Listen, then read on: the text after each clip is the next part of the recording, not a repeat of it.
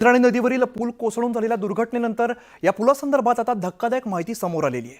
या पुलाच्या दुरुस्तीसाठी मागच्याच वर्षी 6,70,00,000चा निधी मंजूर केलेला होता, स्थानिक प्रशासनाकडे वळवलेला होता।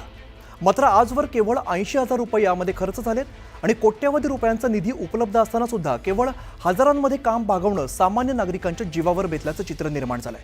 त्यामुळे संबंधित पुलाची दुरुस्ती नेमकं कोणामुळे थांबली हा सवाल आता विचारला जातोय।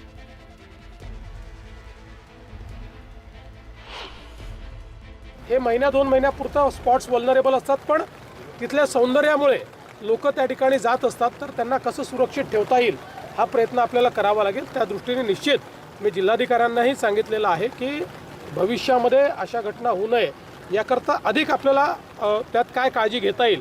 पण यात मला हे पुन्हा नमूद करायचं आहे की जिल्हाधिकाऱ्यांनी काल मला ज्यावेळेस याचं ब्रीफिंग केलं त्यावेळेस हा धोकादायक आहे याचं नोटिफिकेशन देखील निघालेलं आहे आणि तशा प्रकारे गावकऱ्यांनी देखील त्या ठिकाणी म्हणजे लोकांनी त्याचा वापर करू नये अशा प्रकारची विनंती केली होती। मी ज्यावेळेस काल कलेक्टरांशी बोललो त्यावेळेस अशा वेगवेगळ्या प्रकारच्या पावसाळ्यात ज्या धोकादायक अशा जागा होतात पण जिथे पर्यटक जातात अशा 500 जागा आहेत त्यांनी मला सांगितलं की ज्याचं नोटिफिकेशन वेगवेगळ्या प्रकार म्हणजे सगळीकडे पूल आहे असं नाही, काही ठिकाणी पाणी वरपर्यंत येतं, काही ठिकाणी पाण्याचा जो बहाव आहे तो वेगवेगळ्या प्रकारे आहे, त्याचं नोटिफिकेशन काढलं जातं। त्या ठिकाणी काही ठिकाणी पोलीस देखील ठेवले जातात, काही ठिकाणी गावकऱ्यांना देखील इन्व्हॉल्व केलं जातं, पण हे अधिक सजगतेनं आपल्याला करावं लागेल। तर इकडे रत्नागिरीमध्ये मुसळधार पावसाने हजेरी लावली आणि रत्नागिरीतील सर्वात मोठ्या नद्यांपैकी एक असलेली जगबुडी नदीची पाणी पातळी आता वाढलेली आहे, 6.5 मीटर इतकी झालेली आहे। जवळपास धोक्याच्या पातळीपर्यंत या नदीची पातळी पोहोचते। जगबुडी नदीच्या पाण्याच्या पातळीमध्ये वाढ होत असल्यामुळे प्रशासनाने नदीकाठी कोणीही न जाण्याचे आदेश दिलेले आहेत। पावसामुळे अनेक नदीकाठचे रस्ते हे पाण्याखाली गेलेत, तर संगमेश्वर तालुक्याला पावसाचा मोठा फटका बसलेला आहे। बाजारपेठेत पूरस्थिती निर्माण झाली आहे, दुकानं आणि घरांमध्ये पाणी शिरलेलं असून जनजीवन यामध्ये विस्कळीत झालेलं आहे। तर चिपळूणमधील वाशिष्ठी नदी इशारा पातळीजवळ गेली आणि पावसाचा जोर असाच कायम राहिला तर इशारा पातळी ओलांडण्याची शक्यता आहे। त्यामुळे नदीकाठी राहणाऱ्या लोकांना सुरक्षित स्थळी स्थलांतरित करण्याचे आदेश देण्यात आलेले आहेत। तर सिंधुदुर्गात समुद्राला सुद्धा उधाण आले आणि मच्छीमारांनी मच्छीमारीसाठी समुद्रात जाऊ नये असं आवाहन करण्यात आलं आहे।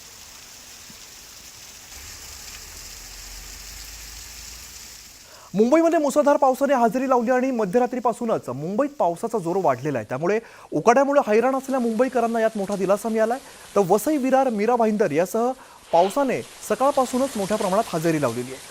इकडे नालासोपाऱ्यामध्ये गालानगर परिसरामध्ये रस्त्यावरती पाणी साचलंय आणि पुण्यात मध्यरात्रीपासूनच जोरदार पाऊस बरसतोय।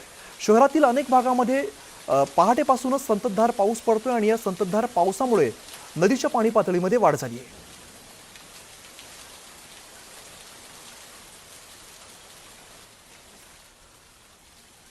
लोणावळा आणि खंडाळा परिसरामध्ये पावसानं चांगला जोर धरलेला आहे, त्यामुळे पर्यटकांचं आवडतं ठिकाण असलेल्या भुशी डॅम हा ओव्हरफ्लो झालेला आहे। पर्यटकांना प्रशासनाने खबरदारी घेण्याचं आवाहन केलंय आणि पाण्याचा प्रवाह अधिक असताना देखील पर्यटक पाण्यात जाऊन सेल्फी आणि फोटो काढताना दिसत आहेत।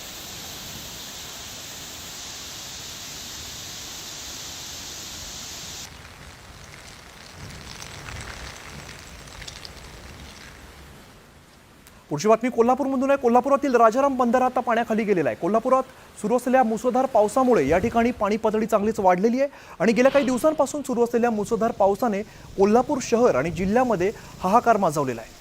रविवारी दिवसभर कोसळलेल्या पावसामुळे राजाराम बंधारा पूर्णपणे पाण्याखाली गेलाय। तर जिल्ह्यात काही ठिकाणी जोरदार तर काही ठिकाणी मध्यम स्वरूपाचा पाऊस झालेला आहे। या ठिकाणी असलेल्या 5 धरण क्षेत्रांमध्ये अतिवृष्टीची नोंद झालेली आहे।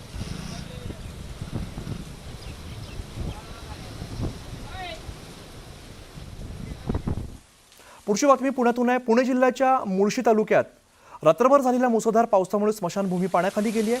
पुणे कोलाड महामार्गावरील पिरंगुट या ठिकाणी तात्पुरता बांधलेला भराव या पावसामुळे पाण्याखाली गेलेला आहे। तर नवीन पुलाच्या कठड्यापर्यंत पाणी आलंय। या ठिकाणच्या ओढ्याला बंधाऱ्याचं स्वरूप प्राप्त झालंय, त्यामुळे सकाळपासूनच या ठिकाणी बघ्यांची मोठ्या प्रमाणात गर्दी झालेली पाहायला मिळते।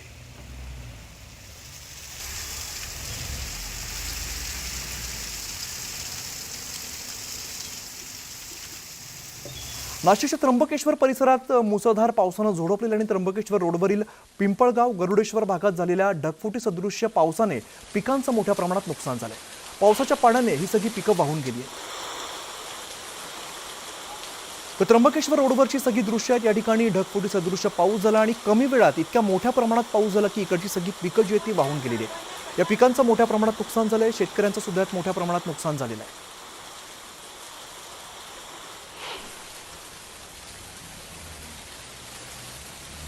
चिपळूणमध्ये पावसाचा जोर वाढलेला आहे. मुंबई गोवा महामार्गावरील फरशी तिठा या ठिकाणी रेल्वे अंडरपासमध्ये गुडघाभर पाणी साचलेलं आहे. वाहन चालकांची यात कसरत होते.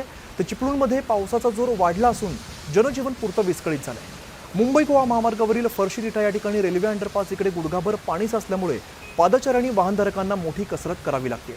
पावसाचा जोर असाच कायम राहिला तर मात्र रेल्वे अंडरपास बंद होऊन वाहतुकीला मोठा अडथळा निर्माण होऊ शकतो.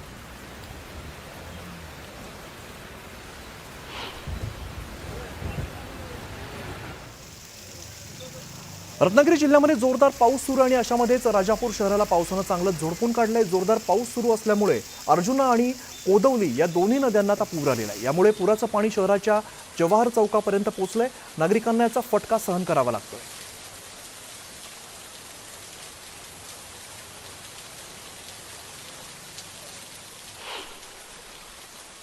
रत्नागिरी जिल्ह्याच्या लांजा तालुक्यात जोरदार पाऊस सुरू आहे. मुंबई गोवा महामार्गाच्या वाहतुकीला मुसळधार पावसामुळे फटका बसला आणि अशामध्येच वाकेड घाटामध्ये मुंबईकडे जाणाऱ्या लेनवरती दरड कोसळली आणि संरक्षक भिंत कोसळल्यामुळे वाहतुकीवर याचा मोठा परिणाम झालाय.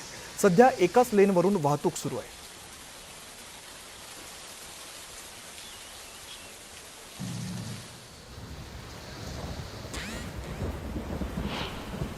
तर इकडे माणगावहून रायगडकडे जाणाऱ्या मार्गावरती दरड रस्त्यावरती कोसळलेली आहे. पळसगाव ते घरोशी दरम्यान ही दुर्घटना घडली आहे. रस्त्यावरती आलेले दगड हटवण्याचं काम सध्या सुरू करण्यात आलंय. तर डोंगरापासून सैल झालेले आणखीन दगडाचे तुकडे रस्त्यावरती येण्याची शक्यता वर्तवली जाते. प्रवास करताना काळजी घ्यावी असं आवाहन प्रशासनानं केलं आहे.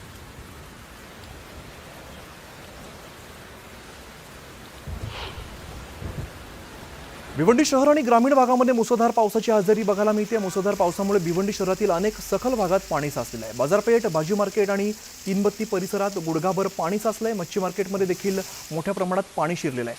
परिसरातील अनेक दुकानात पाणी शिरले आणि पावसाचा जोर असाच कायम राहिला तर पाण्याची पातळी वाढण्याची शक्यता आहे. भिवंडीचे खासदार सुरेश म्हात्रे यांनी महानगरपालिकेच्या अधिकाऱ्यांसह पाहणी केलेल्या भागात सुद्धा आता पाणी साचलेलं आहे. भिवंडी तालुक्यातील मुंबई नाशिक महामार्गावरती येवई नाका या ठिकाणी मुंबईच्या दिशेने जाणाऱ्या रस्त्यावरती पाणी साचल्यामुळे चालकांना पाण्यातून रस्ता काढत जावं लागतंय.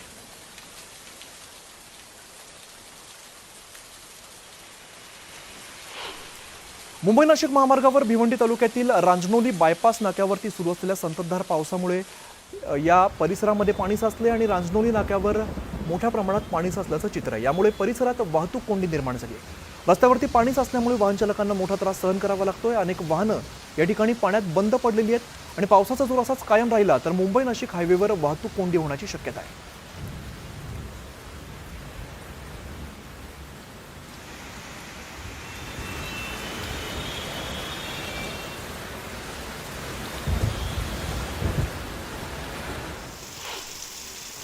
वसई विरारमध्ये मध्यरात्रीपासूनच पावसाने धुमाकूळ घातलाय. सखल भागात 2 फुटांपर्यंत पाणी साचलंय. रस्ते जलमय झाल्यामुळे वाहतुकीला फटका बसलाय. मार्ग काढताना वाहनधारकांना चांगलीच कसरत करावी लागते. मुसळधार पावसामुळे अनेक वाहनं रस्त्यावरती बंद पडली आहेत.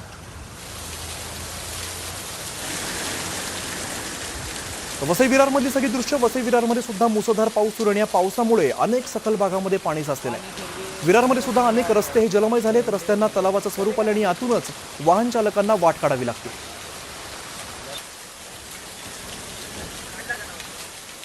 तर इकडे मुसळधार पावसामुळे उल्हासनगरच्या गणेशनगर भागामध्ये नाल्यावरील पूल कोसळल्याची घटना घडलेली आहे.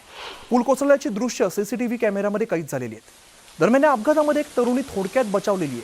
हा पूल कोसळल्यामुळे 500 पेक्षा अधिक घरात येण्या जाण्याचा मार्ग आता बंद झालेला आहे. कॅम्प नंबर 3च्या गणेशनगर भागात नाल्यावर असलेल्या या पुलाची दुरावस्था झाली होती आणि स्थानिकांनी अनेक आंदोलनं आणि मागण्या करून नवा पूल बांधण्याची मागणी केली होती. मात्र महापालिका प्रशासनाने याकडे दुर्लक्ष केलं. अखेर रविवार संध्याकाळपासून उल्हासनगर शहरात कोसळणाऱ्या मुसळधार पावसामुळे हा पूल कोसळलेला आहे. त्यामुळे नागरिकांनी महानगरपालिका प्रशासनाच्या विरोधात संताप व्यक्त केला. तर काही नागरिकांनी या कोसळलेल्या पुलाच्या ठिकाणी बसत प्रतिकात्मक रडण्याचं आंदोलन केलेलं आहे. दरम्यान हा पूल कोसळल्यामुळे आमची गैरसोय झाली आहे. प्रशासनाने लवकरात लवकर नवा पूल बांधावा अशी मागणी रहिवासी करतायत.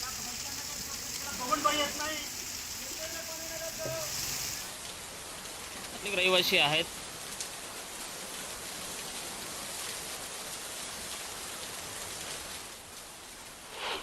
स्थानिक रहिवासी आहेत, पूल कोसळलेला काय सांगताल? नमस्कार, मेरी विनती है, ये नाली कितना साल हो गया कोई सेवादारी नहीं आता, जो भी आता है हाँ बोलता है उसके बाद पलट जाता है, फंड नहीं मिला, ये नहीं हुआ। यहाँ बच्चे लोग खेलते, अभी उस दिन भी बारिश हो गया, हाँ गिरते गिरते बच गया। अभी उस दिन झाड़ भी काट के गया, वो भी आधे में छोड़ के गया नाली का। अब हम कहाँ जाएंगे बताओ? 2 साल हो गया ऐसा टूटे लाए, बोल के हम परेशान हो गए। नवा सेवक को बोलने जाता तो आता ही नहीं है। उधर मेरा दीवार भी टूट गया था, वहाँ भी मैंने बोला था, कहाँ जाके बोलूँगी। मेहरबानी